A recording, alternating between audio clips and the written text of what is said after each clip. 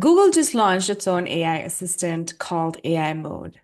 In a travel context, it can help guests find travel inspiration, it can help them map itinerary, or even book part or the entirety of their trip. And if this is where travel planning is going to begin, it's important as a short-term rental manager that you know what's going on there. Welcome to RSU by PriceLabs Weekly Podcast. Subscribe now. So that's what today's video is about. Hi, I'm Uvika Wahi from RSU by PriceLabs, your go-to source for short-term rental news and insights. Every week, we don't just report the news for you, but we make sense of what the news means for your short-term rental business and what to do next. This video is part of our ongoing series about the role of AI in how travelers are booking. Their behavior is changing when it comes to planning travel, getting travel inspiration, even booking their travel. Previously in this series, I have covered Perplexity Travel Inspiration Hub, as well as done a walkthrough of GuideGeek, an AI tool that allows you to use WhatsApp to book travel or to be inspired. And today I'm taking on kind of a behemoth, right? Because there are no internet users out there who don't know what Google is. I think we can safely say that. So when Google changes the way how you use the internet, then you know that that can have a significant impact on your business, no matter what kind of business you run. My goal is today to look at it from a short-term rental management lens. So without further ado, let's get into it. If you look over here in your regular search bar, another button has appeared that wasn't there before. The button labeled AI mode. A rainbow of colors swirls around to kind of draw your attention to it. This is search as we know it, except with one significant change. Now there is another button in your search bar labeled AI mode. And if you hover over it, you will see a rainbow of colors swirl around. I'm looking for somewhere to go in Europe in December, perhaps for a long weekend. So my prompt is, where should I go in Europe for a long weekend in December? Hit enter, and immediately what comes next is something that we are now all familiar with, the AI overview. The AI overview in Google now appears above all your usual links before anything else.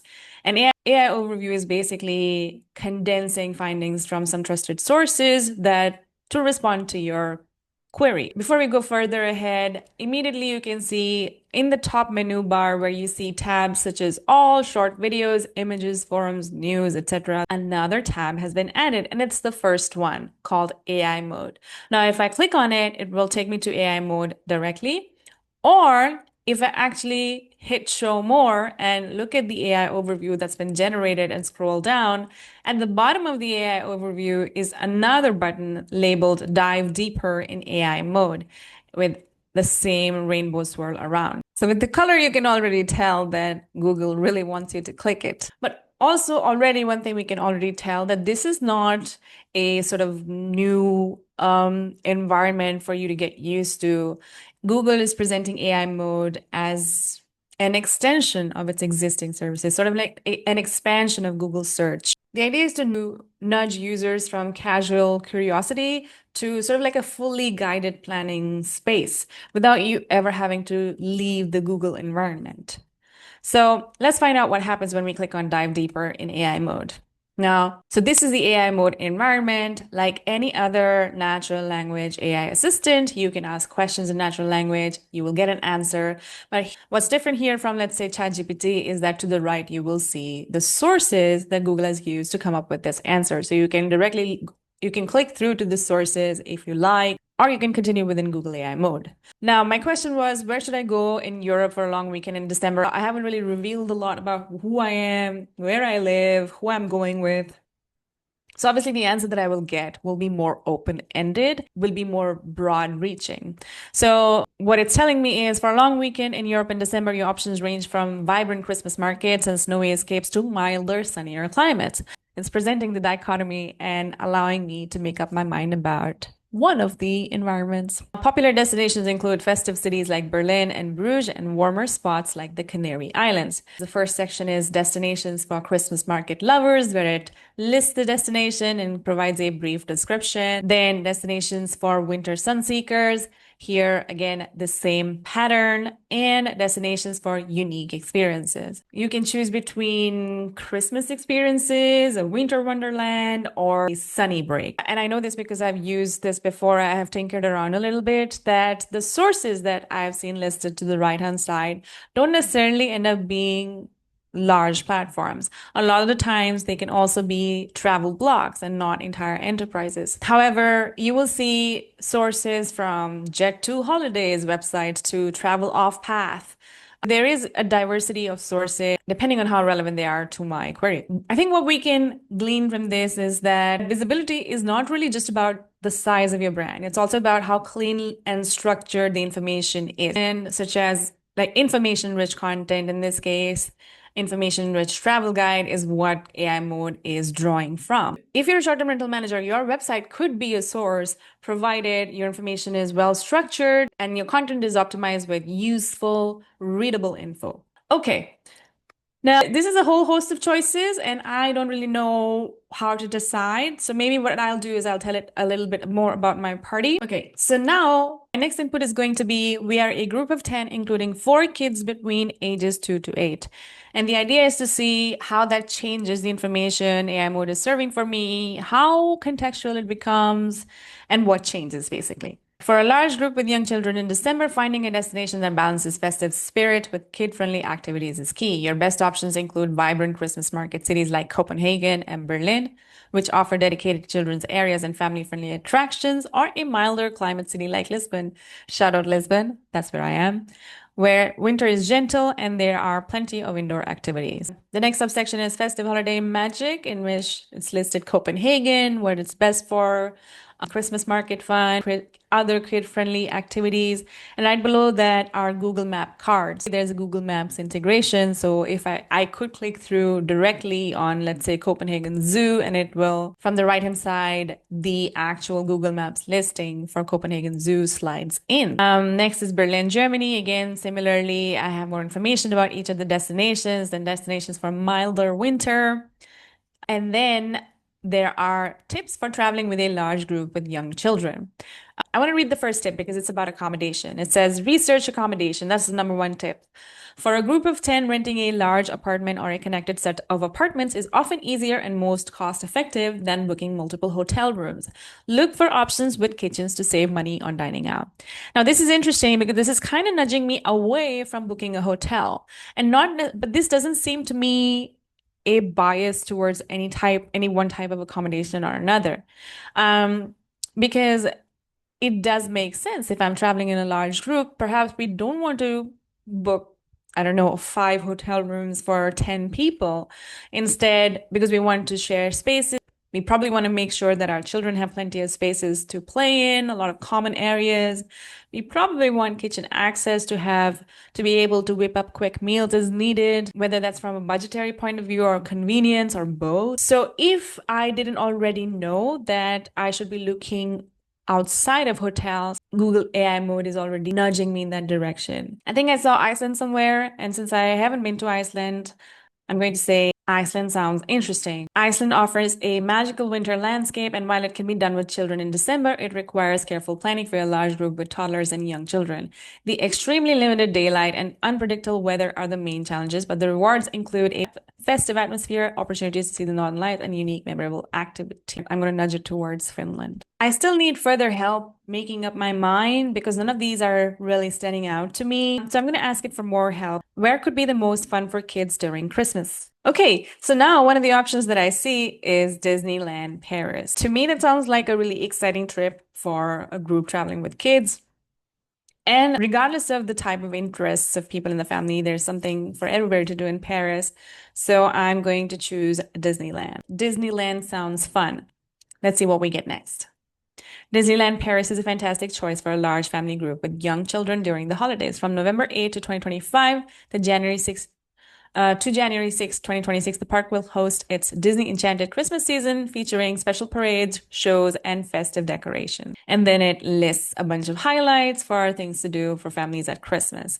And then more tips for a large group with young children. I'm really interested in where we can stay. So staying with a large family, the first option I'm getting is the Davy Crockett Ranch, which is a ranch that offers woodland cabins that can sleep up to 6 people. It has an indoor pool, outdoor playgrounds, and a short drive from the parks. So if I click on Davy Crockett Ranch, Again, the Google Map card slides in from the right where I can see everything that I can see on Google Maps about Disney and Davy Crockett Ranch. I can see the reviews, the number of reviews, whether it's a 3, 4, 5-star residence. I can filter by dates, the number of guests. I can go to the website, get directions.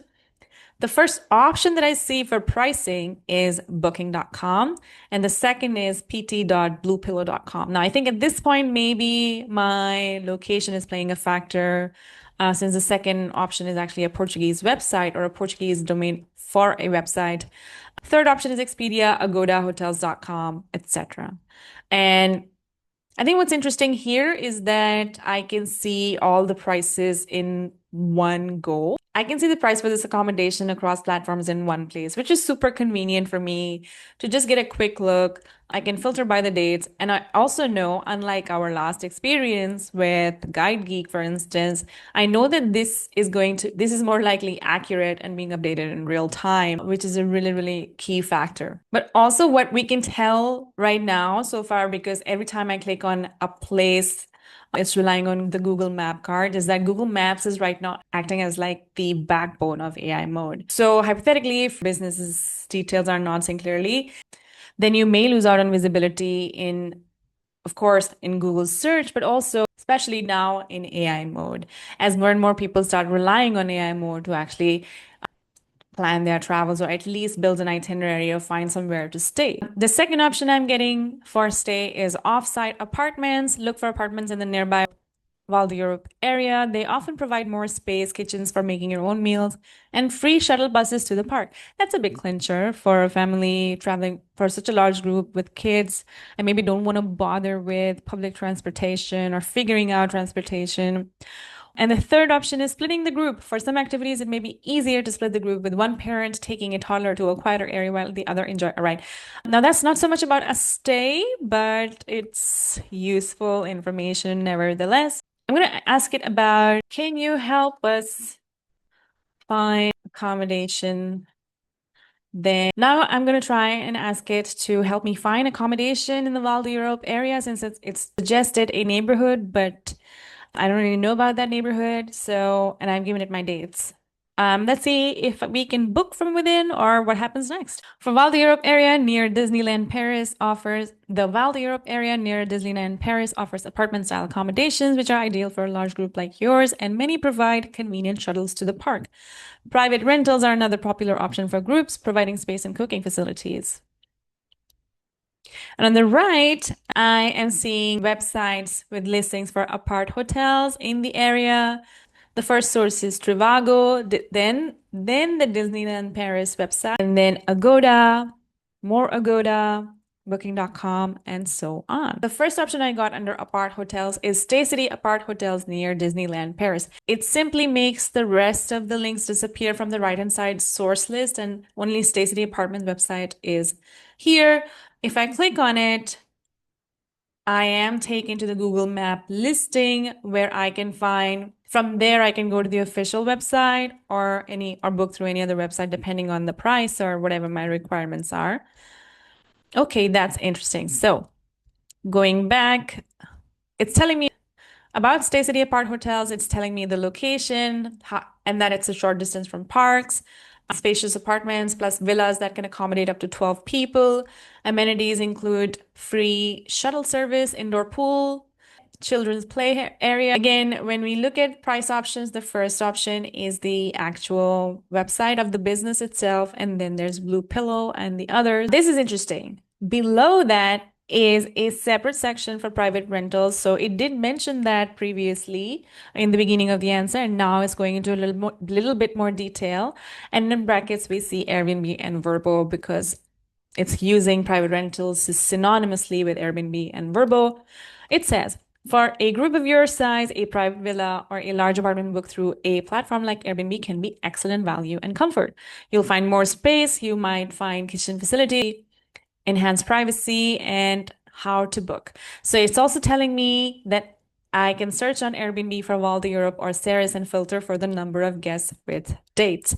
What happens Let's find out what the link associated with that is. Yeah, interestingly, the link is not for Airbnb. Then underneath that, we have budget-friendly hotels, and here within the answer, we have the map card and a little description of why this is a good option. Now, I want you to take a look at something interesting here. Now, when I click on the first hotel, it's suggesting to me budget-friendly hotel in this case, and all called B&B Hotel. When I click on it and the Google Map card materializes, when I look at prices, the first options I see are sponsored options. Um, and in this particular scenario, the B&B Hotel website is also a sponsored option, but if they were not a sponsor, then the first option would be booking.com. So it doesn't really matter that it's your business. Unless you're sponsoring, you will not be the first option to appear under prices. That's important to know because Google has already indicated its willingness to roll out AI mode ads in the next, actually by the end of 2025. And this is advertising in action already. Obviously, this advertising is for Google Maps and not AI mode specifically, but it's interesting how this sponsorship on Google Maps, how these ads for Google Maps are influencing who or what appears already on Google AI mode. Now, when Google officially rolls out AI mode ads, then we don't know what that might mean yet, but it could affect what you see in the answers and who you see in the answers is likely going to affect that. But if you ask me personally, in my opinion, if you send any requests, if you ask any questions, I think the first sources or options to be shown to you are still the ones that are the closest match to your request.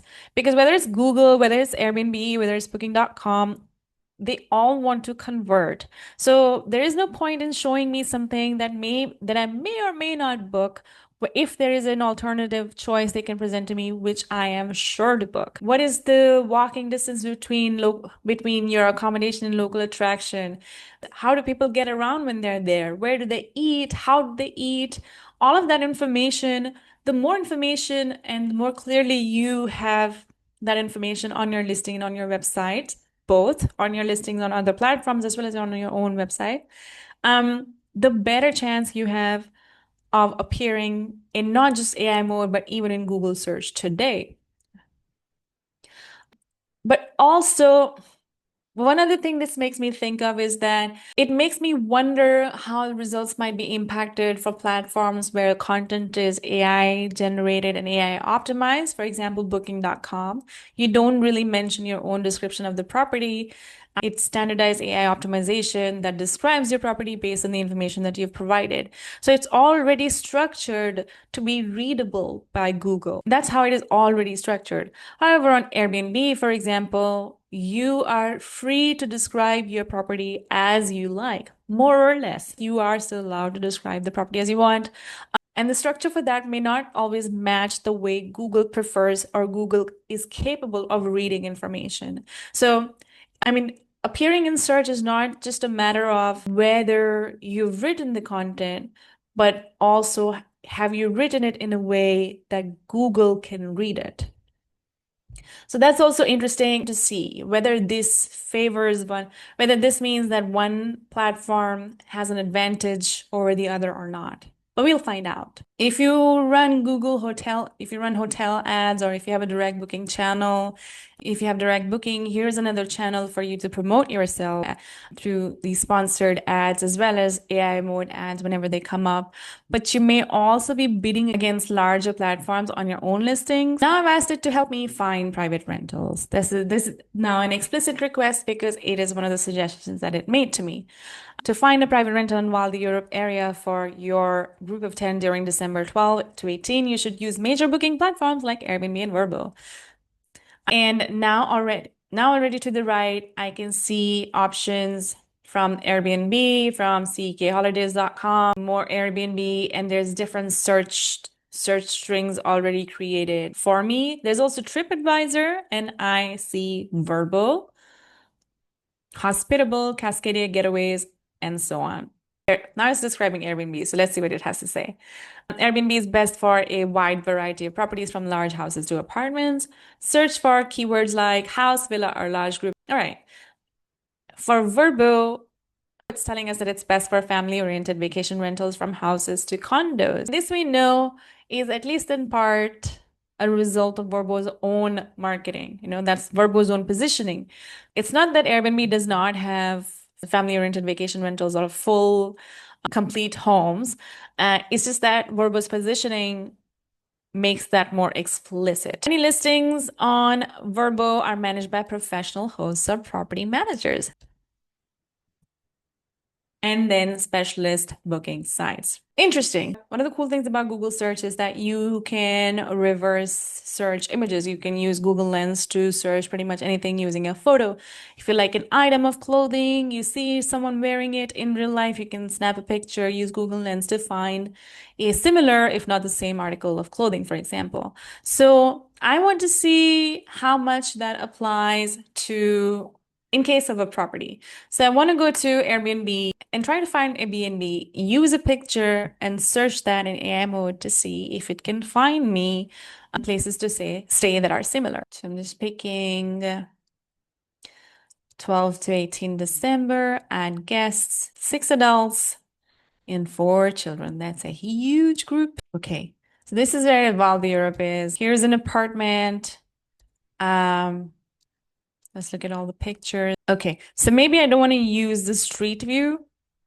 I want to use the image of the property itself without any cues for where it is and see if AI mode will find me something similar, if not the exact same property. I haven't saved the picture or downloaded it. I've just taken a screenshot, so the name of the image file will not be a giveaway either. Paste a screenshot of my picture and ask, how about a place like this? It tells me the apartment shown in the image is property from Welcome Properties, while the company is based in Portugal and specializes in properties in the Cascais, Lisbon, and Sintra areas. It also lists apartment for rent near Disneyland Paris. And then below that, I have various links for the exact same property. In fact, I have the link to the very same listing that I lifted this image from. If I click, which is Houseman Disneyland Paris, 10 minutes, 4 bedrooms, 10 people. If I click on it, it takes me to the exact same Airbnb listing.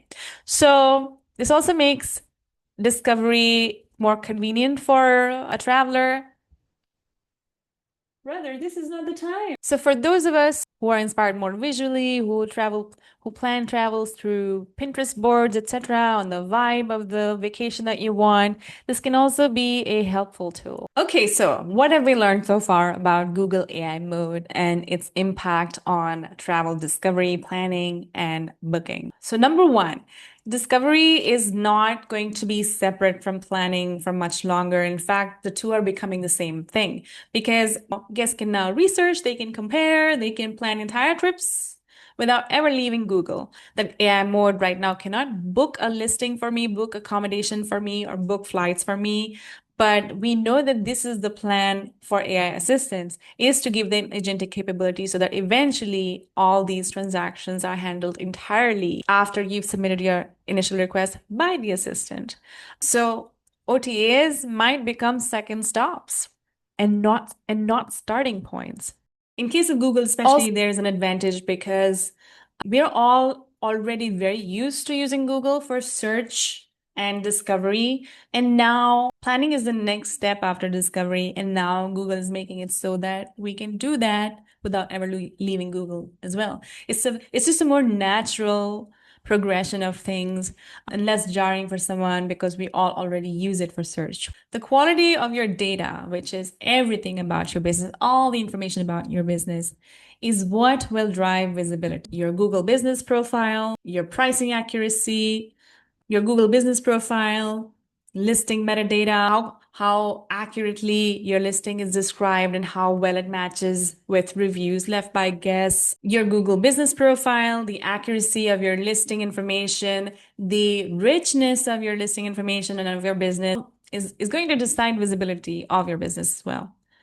And again, if Google cannot read your data, it cannot recommend you. Paid placement is coming. Perplexity founders have already talked about introducing a paid sponsored layer in answers. We know that Google is on its way to monetizing that too. So that's going to add in another layer of competition with more sponsored listings appearing in AI mode as time passes.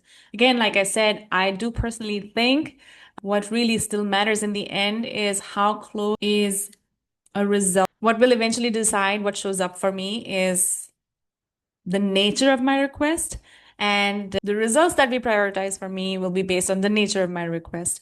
The closer they are to my request, the more likely I am to book them. So I think you will still win as long as it's clear who you are catering, who your ideal guest is, and who are you best positioned to serve. And finally, agentic booking is next. We know all the AI companies, all the tech companies have made the intention quite explicit. The idea is to make sure that everything can be booked within this same environment. So that you should be able to get inspiration for where you go, which you can already do, make an itinerary, and then also complete bookings. And think of the kind of convenience that could introduce for travelers, right? If I'm able to book using Google AI mode or any other similar tool, then it could set up alerts for me for when I need to book excursions. It could recommend excursions and even book them based on my preferences. Once I have given an approval, it could remind me when I need to send any information for check-in or share the itinerary or a more detailed itinerary with the rest of the people in my traveling party. Just a whole host of travel planning can be taken off my hands entirely if agentic capability, if, well, not if, but when agentic capabilities are introduced. Google's already testing the water with restaurant table booking reservations, agentic capabilities for those. I think Google has a partnership with OpenTable that you can, that AI mode will book restaurant tables for you, make reservations for you, and you can expect this to expand in many other ways. So yes, like the rest of the AI tools that I've tested so far, Google AI mode is still in early rollout mode. It's still very much discovery, planning, and not booking, but we are heading there. And and already Google has an advantage over the rest, just in terms of the sheer richness of data and content and how that can help Google really give rich contextual responses. It is really well positioned to dominate this arena. I mean, it's already redefining the discovery stage. If you're a short-term rental manager, it's really time to start thinking about visibility beyond Airbnb, Booking.com, or Vrbo. There are a lot of opportunities available for you in terms of showing up in responses in AI mode and similar AI assistants. And soon it is going to become a non-negotiable because maybe you don't want to depend on other platform and their capabilities in terms of how your listings show up or whether your listings show up. But if you want a higher level of control or a higher level of certainty that they will show up, you're going to have to start thinking about what changes can you make to make sure that your listings, your properties are showing up in AI mode. Because trip planning may soon begin and end right there inside Google. Thank you for tuning in. To keep up with this series, don't forget to hit subscribe. We are very much mid-transformation, mid-flux, and I would love to hear what you think about how AI agents are going to impact your short-term rental business or how you see things developing. Let me know in the comments. Again, I'm Uvika Wahi from RSU by PriceLabs. I'll see you next time. Bye.